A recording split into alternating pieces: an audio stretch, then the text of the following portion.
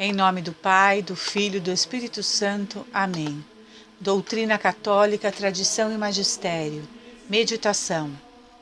Papa Pio XII e uma igreja que relaxa a lei de Deus. O Concílio de Trento foi o 19º concílio ecumênico reconhecido pela Igreja Católica Romana. Foi convocado pelo Papa Paulo III em 1542 e durou entre 1545 e 1563. Teve este nome pois foi realizado na cidade de Trento, região norte da Itália. Foi realizado para assegurar a unidade da fé e a disciplina eclesiástica no contexto da reforma da Igreja Católica e da reação à divisão então vivida na Europa devido à reforma herética protestante de Lutero, razão pela qual é denominado também Concílio da Contra-Reforma. O Concílio de Trento foi o concílio ecumênico mais longo da história da Igreja Católica. Foi também o concílio que emitiu o maior número de decretos dogmáticos e reformas e produziu os resultados mais benéficos, duradouros e profundos sobre a fé e a disciplina da Igreja. O que o Sacrosanto Concílio de Trento ensinou infalivelmente, Lutero havia negado blasfemamente. A seguir, a profissão de fé do Concílio de Trento. Eu creio firmemente e confesso tudo o que contém o símbolo da fé usado pela Santa Igreja Romana, a saber, segue-se o símbolo de Niceia, Constantinopla, o mesmo que se reza na missa. Aceito e abraço firmemente as tradições apostólicas e eclesiásticas, bem como as demais observâncias e constituições da mesma Igreja. Admito também a Sagrada Escritura naquele sentido em que é interpretada pela Santa Madre Igreja, a quem pertence julgar sobre o verdadeiro sentido e interpretação das Sagradas Escrituras. E jamais a aceitarei e interpretarei, senão conforme o consenso unânime dos Santos Padres. Confesso também que são 7 os verdadeiros e próprios sacramentos da nova lei, instituídos por nosso Senhor Jesus Cristo. São eles o batismo, confirmação, Eucaristia, penitência, extrema unção, ordem e matrimônio, os quais conferem a graça. Dentre eles, batismo, confirmação e ordem não podem ser repetidos sem cometer sacrilégio. Da mesma forma, aceito e admito os ritos da Igreja Católica, recebidos e aprovados para a administração solene de todos os supraditos sacramentos. Abraço e recebo tudo o que foi definido e declarado no Concílio Tridentino sobre o pecado original e a justificação. Confesso outrossim que na missa se oferece a Deus um sacrifício verdadeiro, próprio e propiciatório pelos vivos e defuntos, e que no santo sacramento da Eucaristia estão verdadeira, real e substancialmente o corpo e o sangue com a alma e a divindade de nosso Senhor Jesus Cristo, operando-se a conversão de toda a substância do pão no corpo e de toda a substância do vinho no sangue. Conversão esta chamada pela Igreja de transubstanciação. Confesso também que sob uma só espécie se recebe o Cristo todo inteiro e como verdadeiro sacramento. Sustento sempre que há um purgatório e que as almas aí retidas podem ser socorridas pelos sufrágios dos fiéis. Que os santos que reinam com Cristo também devem ser invocados, que eles oferecem suas orações por nós e que suas relíquias devem ser veneradas. Firmemente declaro que se devem ter e conservar as imagens de Cristo, da sempre Virgem Mãe de Deus, como também as dos outros santos, e a ele se deve honra e veneração. Sustento que o poder de conceder indulgências foi deixado por Cristo à Igreja e que o seu uso é muito salutar para os cristãos. Reconheço a Santa Igreja Católica Apostólica Romana como mestra e mãe de todas as igrejas. prometo e juro prestar verdadeira obediência ao Romano Pontífice, sucessor de São Pedro, príncipe dos apóstolos e vigário de Jesus Cristo. Da mesma forma, aceito e confesso indubitavelmente tudo o mais que foi determinado, definido e declarado pelos sagrados cânones, pelos concílios ecumênicos, especialmente pelo Concílio Tridentino. Condeno ao mesmo tempo, rejeito e anatematizo as doutrinas contrárias e todas as heresias condenadas, rejeitadas e anatematizadas pela Igreja. Eu mesmo prometo e juro, com o auxílio de Deus, conservar e professar íntegra e imaculada, até o fim da minha vida, esta verdadeira fé católica, fora da qual não pode haver salvação, e que agora livremente professo. E quanto a mim, cuidarei que seja mantida, ensinada e pregada a meus súditos ou àqueles cujo cuidado por ofício me foi confiado. Que para isso me ajudem Deus e estes santos evangelhos. Amém. Magistrais cada palavra desta profissão de fé, deste santo dogmático e infalível concílio católico, que parece ter se perdido no tempo, neste tempo de heresias e perseguições que partem de dentro da própria Igreja contra os pouquíssimos que querem viver a mesma fé ensinada de forma ininterrupta e imutável por 2000 anos. A consequência da iniciativa moderna em promover uma ocupada e mais despreocupada forma de adoração centrada no homem levou a uma epidemia de separação do divino e a preguiça espiritual, indiferença para com a vida divina. Como Marta, Deus está bem ali no meio de nós, mas agimos como se ele não estivesse. Tornamo-nos espiritualmente impotentes. Nas últimas décadas, temos visto Satanás envolver o mundo como nunca antes. Em toda a história humana, nunca testemunhamos o mal promovido tão eficazmente, enquanto a virtude, o caráter e a moral são severamente ridicularizados e rejeitados. Enquanto isso, pode-se dizer que o corpo místico, que é a Igreja Católica, nunca foi tão atacada e nunca esteve tão despreparada e descomprometida na missão desafiadora do combate espiritual.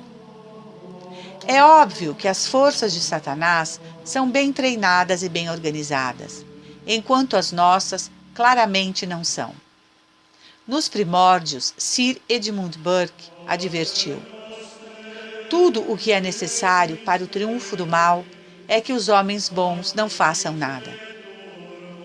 Nesta guerra espiritual onipresente, estamos sendo dominados. Espiritualmente falando, Satanás está fazendo tudo o que pode para nos pegar isolados e desarmados no campo de batalha, sem nenhuma armadura espiritual, sem armas espirituais e sem companheiros no reino celestial para lutar ao nosso lado. Em outras palavras, a razão pela qual o mal é promovido tão eficazmente hoje é porque estamos ignorando a oferta da força e poder sobrenaturais de Deus. Nós estamos, em essência, trazendo uma faca para um tiroteio e estamos sendo massacrados.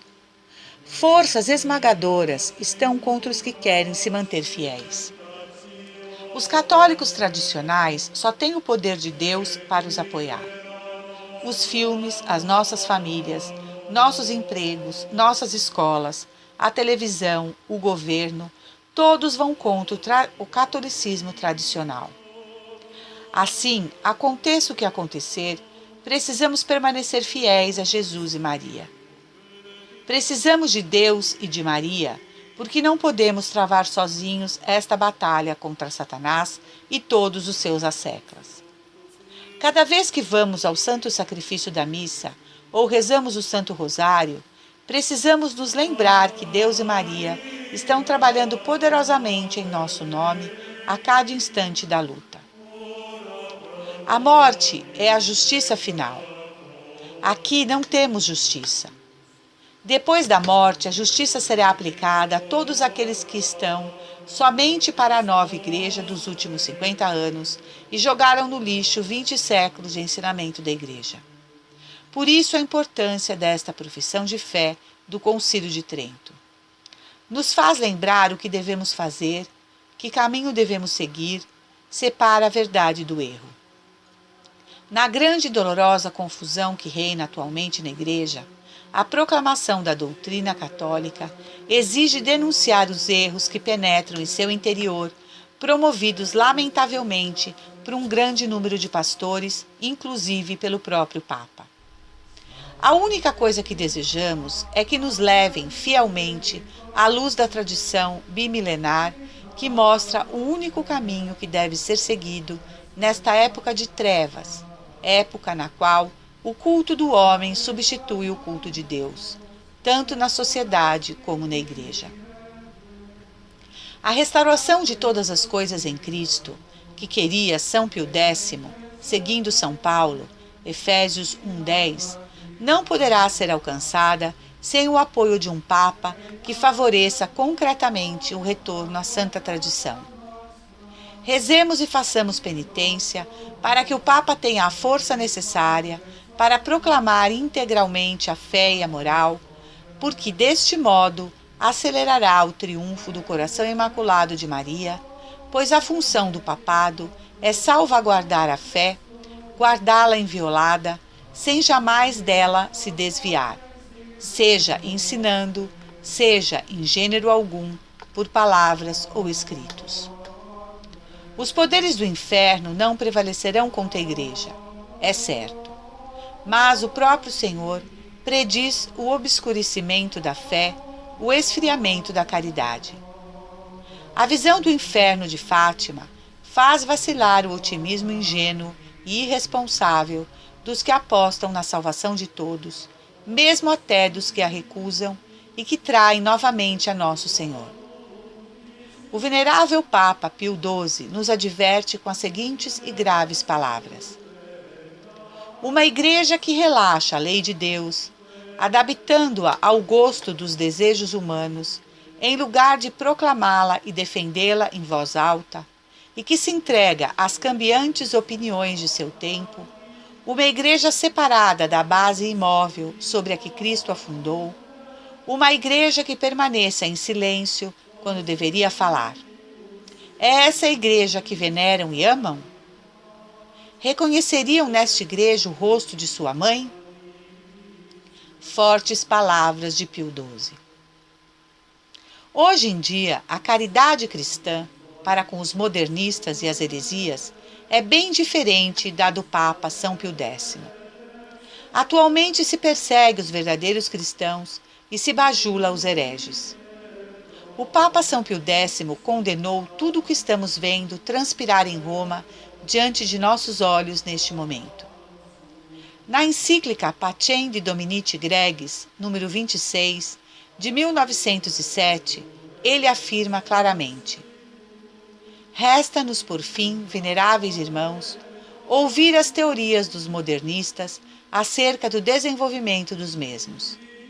Têm eles por princípio geral que numa religião viva tudo deve ser mutável e mudar-se de fato. Por aqui abrem caminho para uma das suas próprias doutrinas, que é a evolução.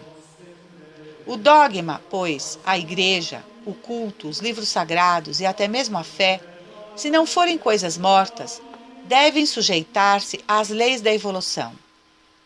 Não se afastará, portanto, da verdade quem os tiver, os modernistas, como os mais perigosos inimigos da igreja. Estes, em verdade, como dissemos, não já fora, mas dentro da igreja, tramam seus perniciosos desígnios, e por isso é, por assim dizer, nas próprias veias e entranhas dela que se acha o perigo, tanto mais ruinoso quanto mais intimamente eles a conhecem. Finaliza São Pio X. Louvor a Deus! A barca de Pedro está sendo sacudida pelos ventos impetuosos da falta de fé e indiferença religiosa, mas nós não podemos ficar calados. Nosso Senhor Jesus Cristo continua a subir ao Calvário em cada Santa Missa. Continua mostrando-nos a sua sagrada paixão. Ele sofreu voluntariamente. Ofereceu sua vida, ninguém a tirou. O Calvário continua.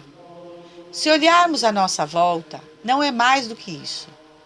Continuam golpeando Jesus com indiferenças, faltas, pecados de todos os tipos. Pessoas rindo, cuspindo-lhe, atirando-lhes pedras, alguns dando-lhes pontapés. O Senhor, o inocente, estava entre os culpados. E nos dias de hoje, é o mesmo. A cena se repete continuamente. O Calvário nos situa diante da realidade do mundo que despreza a Deus, enquanto se desfruta e se suja na lama do pecado. À medida que se perverteu a missa, esquecendo-se e negligenciando-se o sacrifício redentor de Jesus Cristo, na mesma medida o pecado se fez presente ali, onde somente deve estar o sagrado, o puro, o santo, o imaculado, o silêncio, o respeito, a adoração, a consciência de pecador. No Calvário teria lugar a consumação da redenção dos nossos pecados, a reparação perfeitíssima da ofensa a Deus, uno e trino, a adoração mais sublime à divindade, a ação de graças mais sincera e agradável ao Pai. É a partir do Calvário que os méritos de sua sagrada paixão serão aplicados à humanidade. Era necessário que o Calvário permanecesse em sua igreja até o fim dos tempos, para que o homem, reconciliado com o Criador, por ele pudesse oferecer-lhe o culto necessário, a ação de graças conveniente, a satisfação apropriada e pudesse receber as graças provenientes do Calvário que nos são aplicadas por meio do santo sacrifício.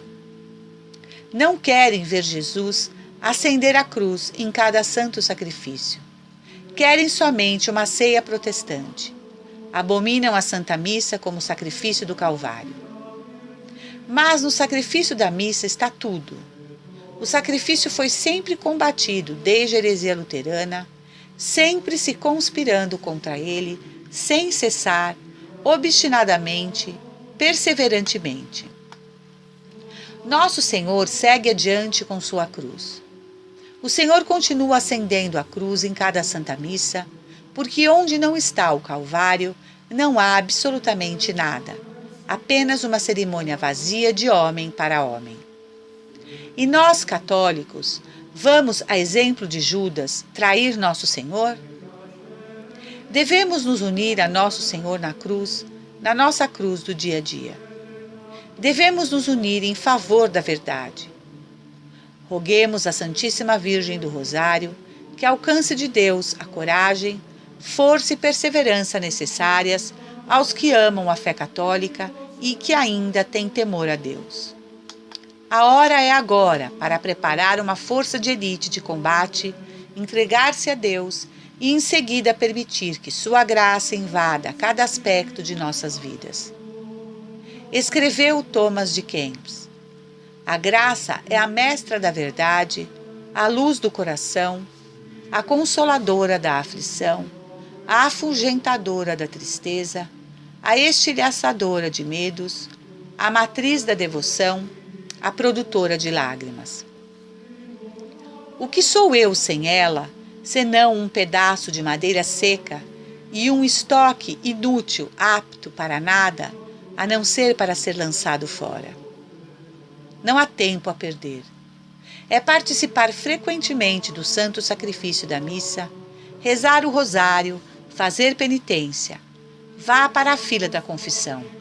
É sacrificar-se ao máximo em defesa da doutrina e da tradição de nossa Santa Fé Católica Apostólica Romana, em defesa dos direitos de Nosso Senhor e do verdadeiro magistério da Igreja, enfim, no oferecimento diário de nossas lutas ao Sagrado Coração de Jesus e ao Imaculado Coração de Maria.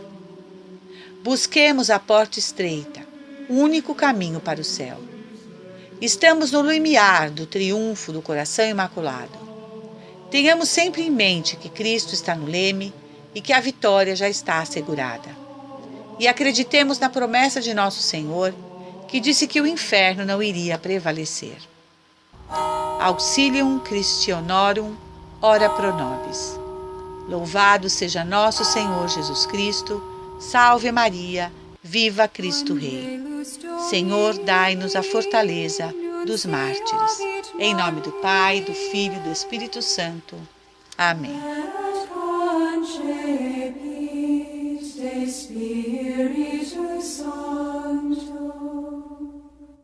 Ave Maria, gratia plena Dominus tecum, benedicta tu in mulieribus, et benedictus fructus ventris tui, Iesus.